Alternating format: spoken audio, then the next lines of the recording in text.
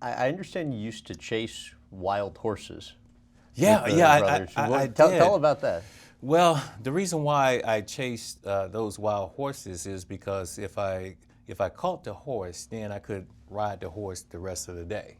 But we didn't have the type of horses where you could just walk up to and just jump on them and go.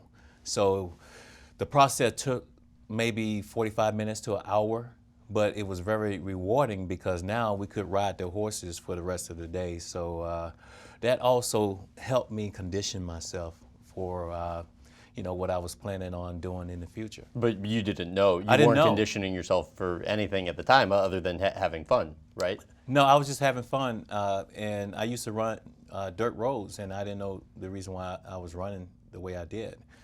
It would be 100 degrees out in the middle of the day, but I just felt like I needed to get out there and run. I needed to train myself, and I had no idea I was training myself for something really big down the road. Just to go back to this, how do you go about getting a wild horse? You have to be very strategic. You got to know exactly where the horse is going, and so we worked together as a team. If it was 3 or 4 people, we would work together, and I always knew exactly where the horses would end up. So it would take maybe an hour to run them down, but at least eventually we got rewarded. When you were growing up in Crawford, Mississippi, from what I've read, no street signs, sidewalks, traffic signs. There weren't stadium concerts. There weren't drugs. There wasn't crime. How would you describe what the environment was like there? I think growing up in Crawford, Mississippi is just like all family. It was not really that much going on. If you blink for a second going through Crawford, you're going to miss everything that was in that town. But everybody, they were very close, no big concerts or anything like that. But, we would gather in Crawford, Mississippi, and it was a lot of fun. It was a lot of fun. I think I wouldn't go back and change anything about that environment because, like you said, I didn't have access to drugs and all that stuff. And it was not a family member that could put you in check. Anybody in the neighborhood or anybody around that area could just discipline you and just say, hey, look, you need to straighten up and start acting right. So it was more of a family atmosphere. You were one of 8 children. You had 5 brothers. Right. How tight was money for the family back then? Well, it was very tight, but I think it taught us the meaning of hard work and dedication. We didn't have everything, and we had to wait out our turn, for clothes, for everything. But I think because we were such a close family, we got through it. And I had no idea that I would be able to go back and give so much to my family down the road. But, I think my father taught me, hard work and dedication. He would take me to work with him during the summer. He was a bricklayer, and we had a responsibility, and you had to live up to it. You had to help generate and bring money into the house. And, I think my brothers and my sister, we knew firsthand how to go out there and work hard and be responsible. Your father was a 6'4", 280-pound tough man. He, I believe, built the house you grew up in with his bare hands. Tough guy, though. Never said, I love you. No. He was that type of guy. Wasn't big into that. How would you describe him?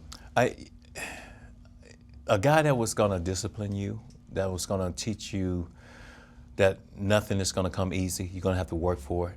And, like you said, he built our home, that we lived in. He brought in the money so that we could survive. And one of those guys that never said, I love you, but you knew that he did. And, what he instilled in me, I think it really made me into the individual that I am today. And this is something that I passed on to my kids also. There's no shortcuts. You have to work for everything. You have to earn it. It was the same way when I came to the San Francisco 49ers. I wanted to earn my money. I didn't want anybody to give me anything, and I think that's why I worked so hard. Everybody has their own story about how they got into their sport, but I think yours is quite unique, and it's become sort of that of legend, I know where right? you're going with this one. It came from doing something that you don't want kids to do, but I'll let you tell the story. You know what, actually. and I tell kids this all the time, do not play hooky. And I was playing hooky one day, and the principal walked up behind me. He scared me, and he noticed that I could run fast. And the thing in Mississippi, the way you got disciplined, so I got whipped a little bit. He had this strap that he would punish students with and stuff like that. So after he gave me maybe 8 lashes or something like that, he wanted me to go out for the football team. And when I went out, I noticed, that I was not the most gifted athlete out there, but I had some talent, and I just felt if I really worked at it, I could get better. Mississippi Valley State University, interestingly, you received other scholarship offers. You also had interest from Notre Dame, USC. Yet explain why you chose Mississippi Valley State University. I think a handshake is more important than anything. I received so many letters and so many schools saying, hey, look, we want you to come here. But Mississippi Valley sent out a coach to talk to me, and we had a chance to sit down. I had a chance to look him straight in his eye and shake his hand. And he said, we're going to do something special at Mississippi Valley State University. We're going to throw the ball. We're going to line up in a no huddle, and the ball is going to be in the air. Mississippi State was right up the road from Crawford, Mississippi, in Starkville, Mississippi, but they were running the wishbone at that time. And I just felt like that was not a good place for me to go because they didn't throw the ball that much. Jackson State was the option, but it was just something about when I sat in front of this coach and had the opportunity to shake his hand, and I wanted to be part of the Delta Devils, and I went to Mississippi Valley State. And to give this some context to people unfamiliar with the college football landscape, explain the significance of Mississippi Valley State's football program relative to that of other big D1 schools. Well, Mississippi Valley State University. Let me see how I can describe that program. You have to work for everything. You didn't have access to so many pair of pants, pair of shoes. It's a big deal when you got new sweatpants there. Yes, it was a big deal. The weight room was okay, but it was not like any of those major schools. I would have to wash my practice uniform every night because, I felt like as a receiver you had to represent yourself a certain way. So I washed my uniform every night, and at these major schools, once those guys practice and they get done with everything, then they have people to do that for them. So I had to work for everything at Mississippi Valley State, but one thing that we did do, we threw the ball 90% of the time. And I felt like we could get so much attention from all the other schools and the major programs in the NFL. And we went out because we put up outstanding numbers. And everybody, they were like, what is happening at this small, predominant black school in Mississippi? And I think that put us on the map because we ran that no huddle and we threw the ball, so many times. It was interesting. I was watching your Hall of Fame speech again, and something that I picked up on was that you said in the speech that one of the major forces that's driven you your entire life has been this fear of failure. Explain that, if you don't mind. And I think that's something that's still driving me, the fear of failure. Never wanting to let anyone down. I felt I had to represent Mississippi the right way because if I had success in the NFL, then they would go in there and look at those other players and give them the same opportunity. And I just didn't want to let anyone down. I didn't want to let the fans down. I didn't want to let my family down. And I think it was that fear that just kept pushing me, where if I accomplished something, I didn't get complacent. I wanted more. I wanted to excel and I wanted to get better. In your early days playing in the NFL, I think you had a game where you dropped a couple passes, and I dropped a lot of passes, especially in your first year. Okay, you had a lot of games where you dropped a lot of passes, but there was one game in particular. One of your teammates that I was talking to vividly remembers seeing you in the locker room, sitting down, crying. Yeah. Why? Well, I was devastated because I didn't know what was going on, because I was accustomed to catching footballs. That was never a problem for me. And I'm like, okay, why is this happening? Why is this happening now? Yes, this is the level that I wanted to get to. These are the players that I wanted to play alongside. A lot of the legends, the guys who made football what it is today. And I'm in the locker room and I'm playing with these guys, but I'm not really, I'm not living up to my responsibility. It was just that I was distracted by the playbook. I had to consume so much and learn so fast. And football is all about being comfortable out on the football field where you know everything. Now you can just adjust and just be yourself. And once I got it, then I could be myself. But the early part, I went through a lot of tough times. And I remember, like you said, being in the locker room and I just started crying. It was very frustrating. How does losing impact you? I don't like losing. You play the game to win. And that was something I had to adjust to, because every time I stepped on the football field, I expected to win. And if I didn't, then all of a sudden I had to deal with that in a certain way.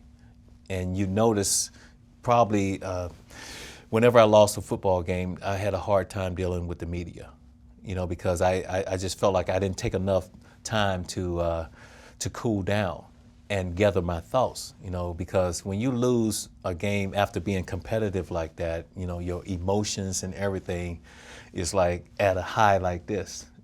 And you just, you don't take time to just calm down and gather yourself.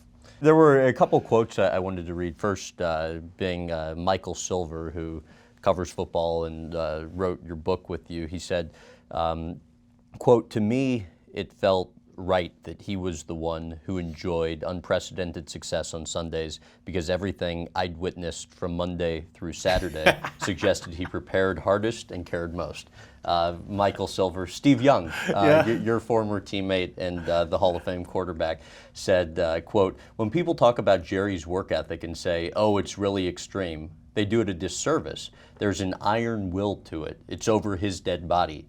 Jerry, to the core, was driven. You belittle that drive by saying he had just a great work ethic. Most people have an off switch, and they choose when to go all out.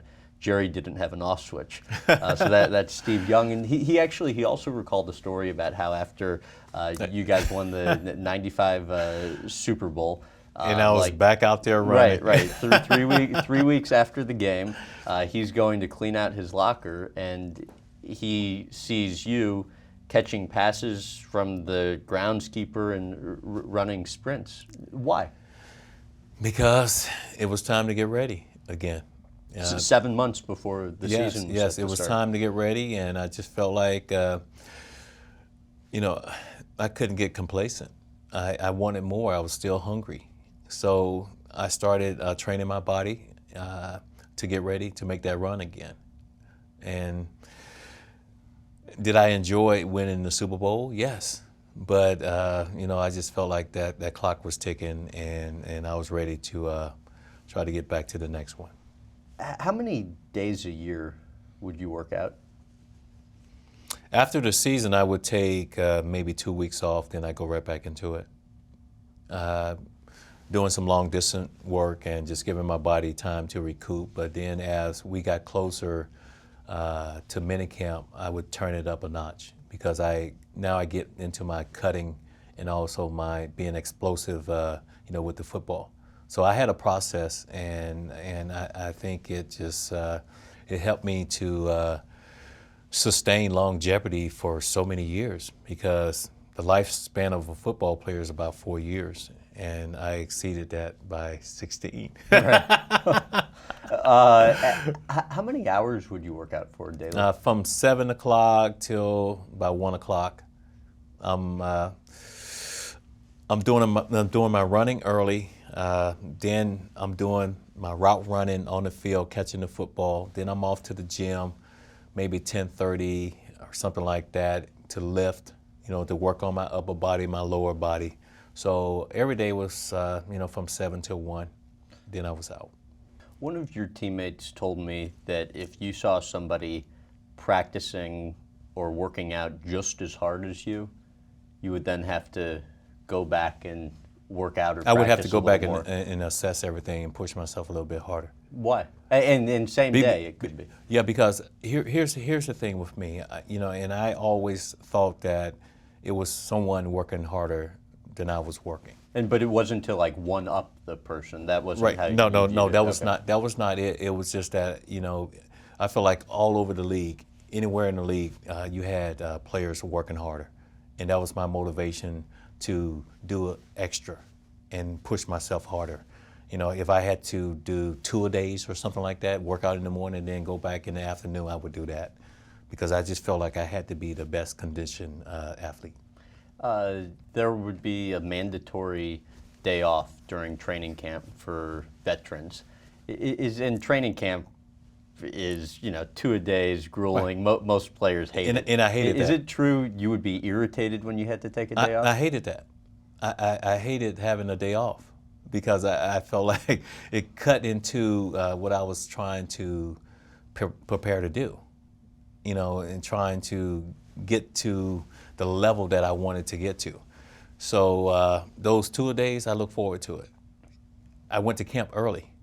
I went to camp with the rookies. Mm-hmm. So they're like, oh my God, here's Jerry. Jerry, the veterans are not expected to be here right now, okay? Right. So I was there with the rookies, and I was already getting myself ready for training camp. But a day off, I feel like I lost ground. And, Bill Walsh, he always wanted to give me a day off during the week. But I felt like I needed that day to be able to get those repetitions where I see certain looks of the defense where I could go out there and perform at my best on that Sunday. With the 49ers, though, speaking about how things ended, what are your thoughts on how things ended with the organization? Well, it's the clock is ticking. I mean, once you get in your 30s, then it's almost like they're looking to replace you. And that was also an incentive for me to work myself just a little bit harder because I knew they were looking for something. Maybe he's not as explosive as he used to be. He can't run by defensive backs like he used to. So I never wanted them to think that way, and then I'm fighting off the media too because if the media they say, well, he done slowed down, then all of a sudden people they start to think that. Mm-hmm. So I'm fighting that too. So I knew the clock was ticking, but when it happened, I was hurt because I thought I would end my career with the San Francisco 49ers. That's what I wanted to do. That was my team. Unfortunately, it didn't happen that way, and I had to go on to the Raiders because I still felt like I had football in me, and I wanted to continue to play. Your final home game as a 49er, members of the crowd just did not want to leave, and so you get to the mic and give a speech. What do you recall from that?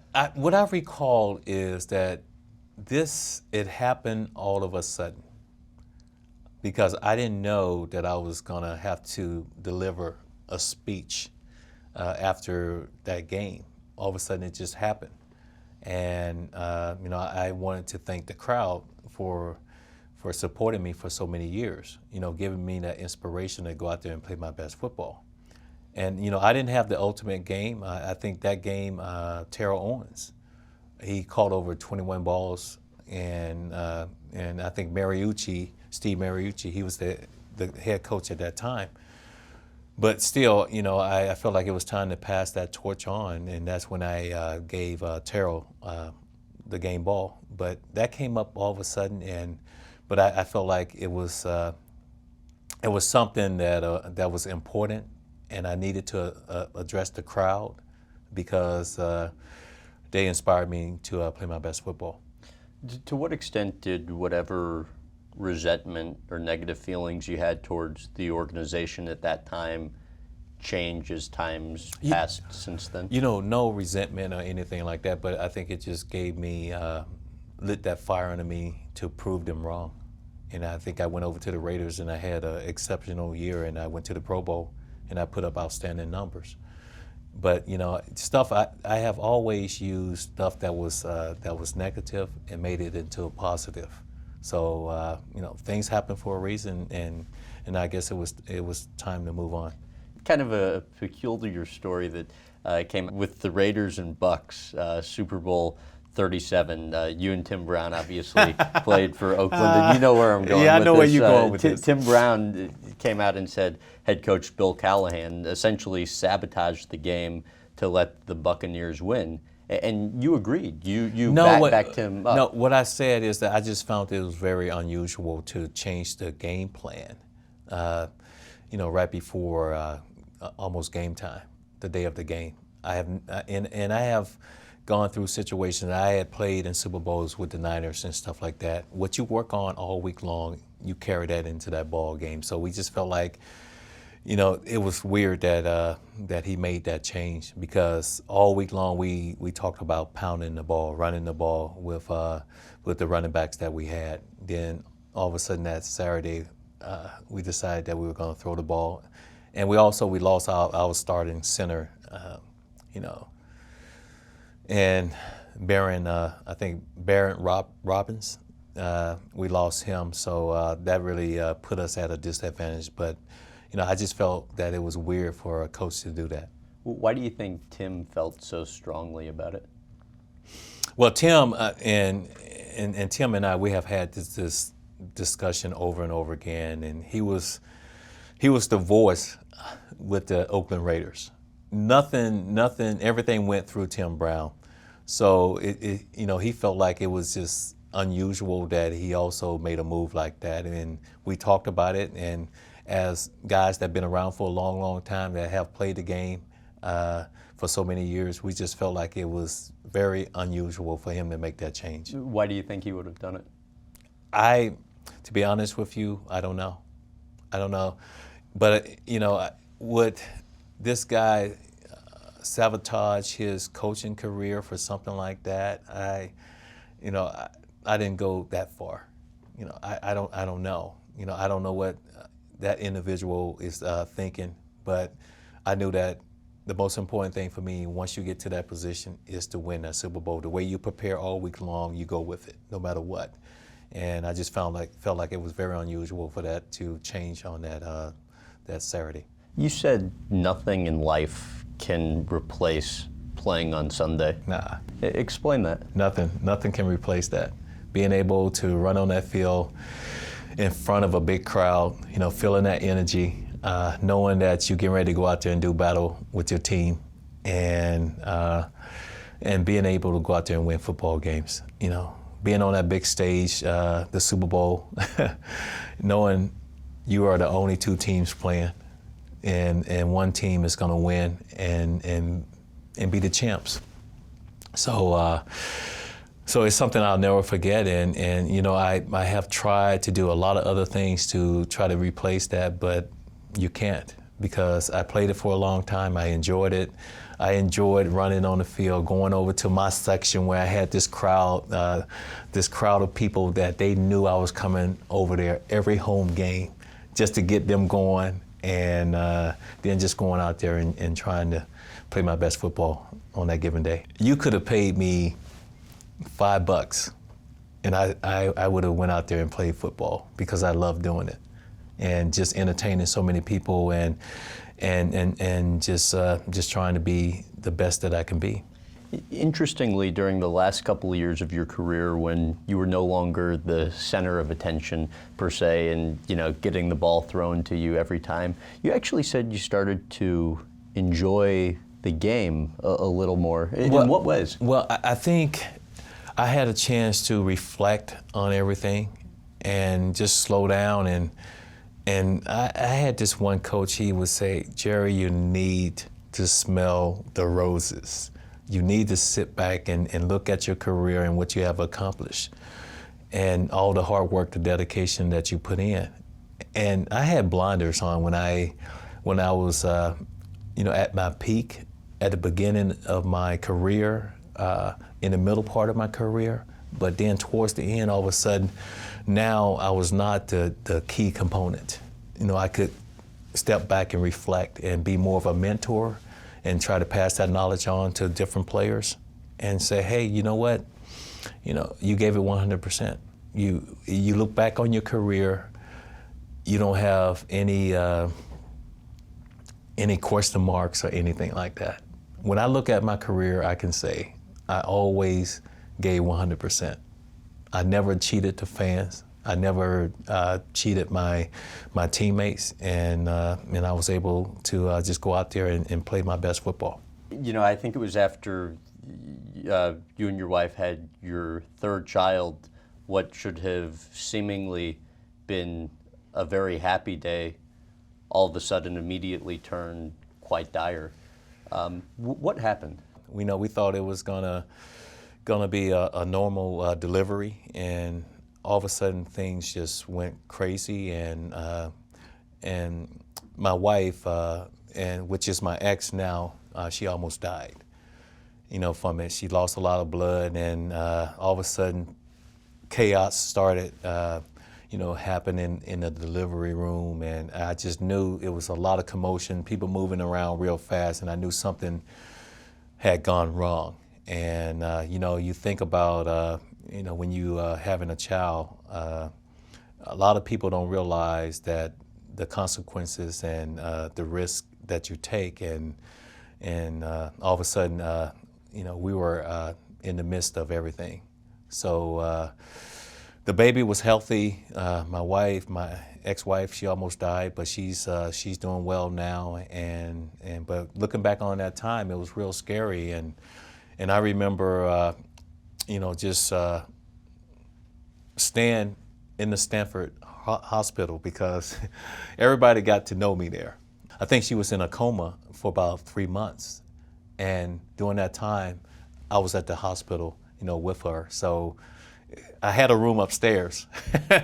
And I would just come down, and I was at a point where I could read when she was doing well, when she was doing bad. Really? But I just felt like I had to get her through that situation, and we were able to walk away from it. How close was she to losing her life? Very close, very close. And it was something that we never fathom at all, because then, because we thought because of the first pregnancy, the second one, everything went so well that the third one would just be a shoe-in. Right. And like I said, then all of a sudden chaos hit, and we had to deal with it. And I mean, you would never even think that something like that would happen during a pregnancy when she. But then we went back and we looked at the percentage of women giving birth to kids, and that happens a lot. It's just that we don't hear about it. When she woke up from the coma, I understand. I mean, she had difficulty even keeping the saliva in her mouth just from a lack of energy. What was that period like after waking up in terms of regaining the physical ability? Well, it was very difficult because, we talking about a very healthy individual and someone that was accustomed to taking care of themselves. And now all of a sudden she was on a respirator, all that stuff, and not being able to breathe. And after taking her off the tube, now trying to be able to walk again, to be able to eat, to do all of those things. And I just felt like it was up to me to be there for her because she had been there for me throughout my career. So everything went on the back burner, and I was there because when she woke up, I was the first person that she looked up and she saw. And I think that made her smile. And so, you know, I just felt like I had to be there for her. Going through all of that, what do you think you learned? That it's just not all about football, to be honest with you. If I could go back and change a lot during my career, I probably would, because I was so focused on being the best player I could be, and then you lose sight of other things that's happening around you. And you know, I think family is the most important thing. You know, spending time with your kids every day. You know, telling your kids that you love them, and not just focusing on yourself. So it's more to life than that. What would you do differently? Well, probably, you know, family-wise, I felt like the most important thing for me, and I think my father instilled this in me, is taking care of my family, making sure they don't have to go through what I had to go through. So I focused really hard on that. Also, you know, you have to focus on your marriage. You know, you have to put those things first besides your career. And, you know, just trying to be, I would say, the complete father, you know, in every way, and the family man. Golf. I see you every year at the American Century Championship in Lake Tahoe at the Edgewood golf course. Is it true that when you were playing with the San Francisco 49ers, Yeah. you would wake up 4 a.m. to 4 a.m. hit golf balls before having to be there at 8:30? 4 a.m., then I was at the driving range by 6.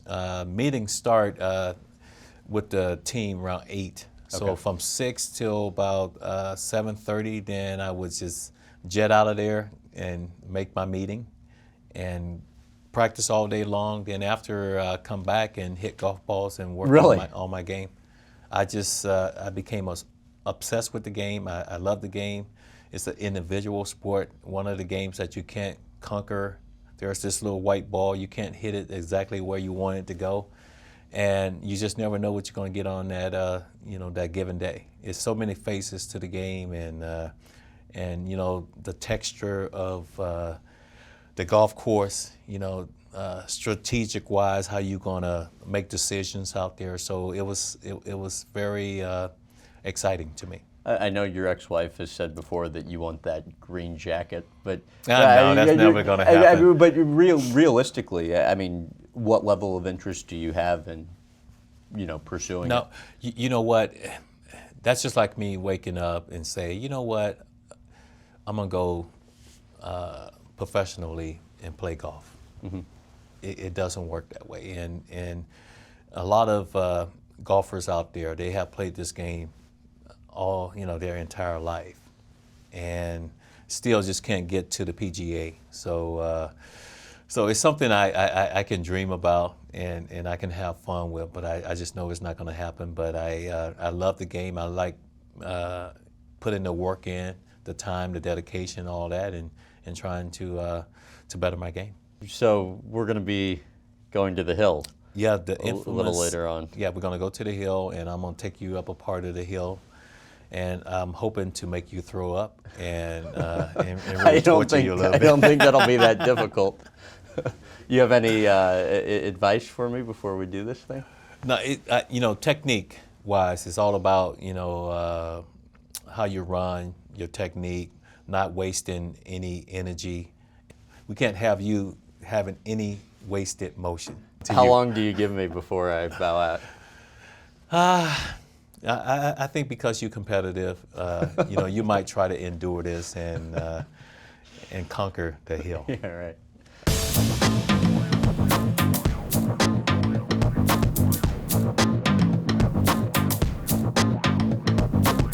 That's where the hill will start right there, where that guy's coming down. Okay. And it just swerves all the way. It's like 2.5 miles all the way up. The first time I ran this hill, it kicked my butt. Is this the puke cam? All right, so ready? Yeah, All right, let's go. No wasted movement. Okay. When you first take off, it's a big shock to the body. And Yeah. you got to try to get your breathing down. And now you're just trying to endure and survive because all of this is straight uphill.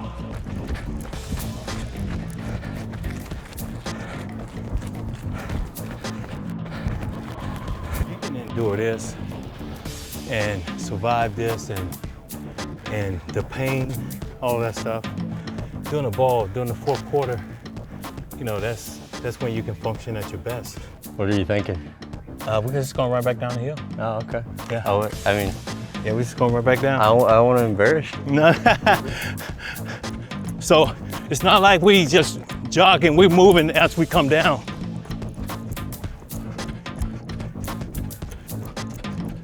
Watch your step now.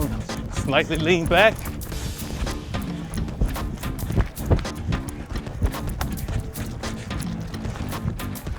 So you have just completed the infamous hill. Well, this has been fun. Yeah. Thank you so much. I appreciate you sharing Yeah. your story Yeah, and a you're little in great peek into shape your too. life. You're in great shape. Oh, man. please.